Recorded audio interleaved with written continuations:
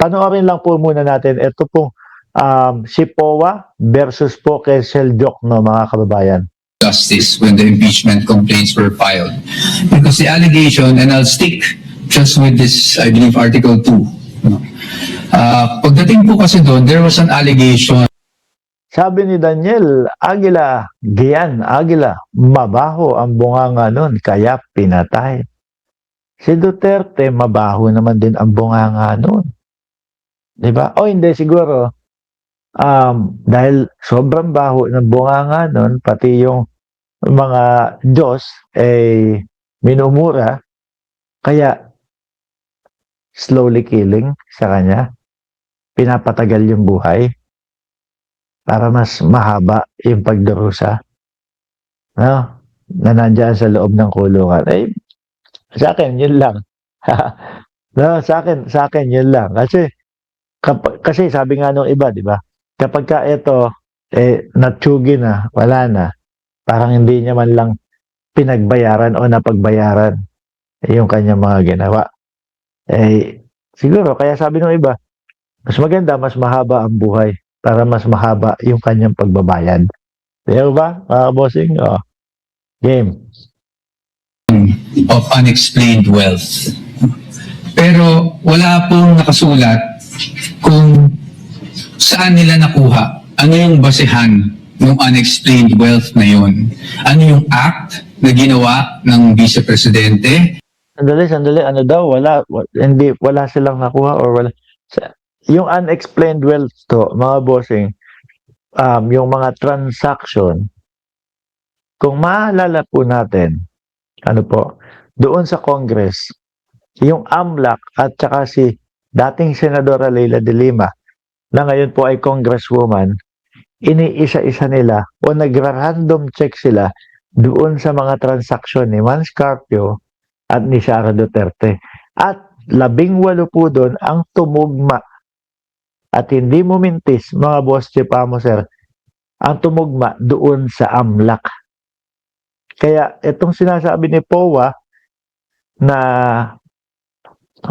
parang fishing expedition, ginagamit na lang ho nila ito pang yung tipo bang para isipin ng mamamayang Pilipino na pinupolitika lang si Sara Duterte. Ginagamit na lang ho nila yan. Orlando Engilio, shoutout po sa inyo. Kailan yun ginawa? At so sa amin, para masabi nilang nagkaroon ng unexplained wealth. Ang basic, if I may remember, was really just the fact na yung SALN niya ay lumaki from 2007 to 2025, which sa aming palagay does not show any factual allegation whatsoever, except for the fact that it grew bigger over a span of 20 years. Pangalawa, wala rin pong naka-attach, which I mentioned in the oral arguments last week, na kahit anong ebidensya or kahit supporting document man lang, huwag na nating tawaging ebidensya, supporting document that will support any allegation whatsoever of... Sandali lang. Niloloko yata tayo ni POA. Parang hindi ho tayo mga nanonood ng mga quadcom sa Congress. Ano po? Yung yung nagsasalita, wala, ganito. Pero, putragis na yan, maririnig natin, merong mga Mary Grace Piatos, merong mga Kokoy Villamin, di ba? Merong mga tumatayo doon sa DepEd na ang sinasabi, nakakatanggap sila ng 25 hanggang 50,000.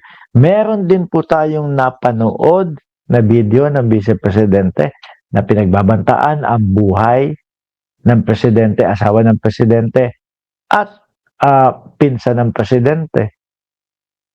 Di ba parang kapag nagsalita sila, mga kababayan, wala. Parang ang tingin nila sa mga Pilipino mangmang naman itong mga to. Hindi naman nakakapanood ito ng mga balita. Kaya sasabihin ko kung ano yung gusto ko sabihin. Di po ba? Ang sinasabi kasi nila, ang gusto nila palabasin, fishing expedition lang daw po. Ano na yan? Impeachment na yan. Di, Ang dami namin nakitang ebidensya, no? Tsaka kung walang tinatago, kung hindi natatakot, tuloy-tuloy lang yan. Sabi ni Erlinda Alsola, para sa akin, kailangan buksan ang BIR box marks para magkaalaman na. Yun ang kinabubisit siguro ng mga DDS, lalong-lalo na ni Robin Padilla. Kasi po, mga kababayan, pumayag na, pinayagan na, nabuksan yung BIR box. So,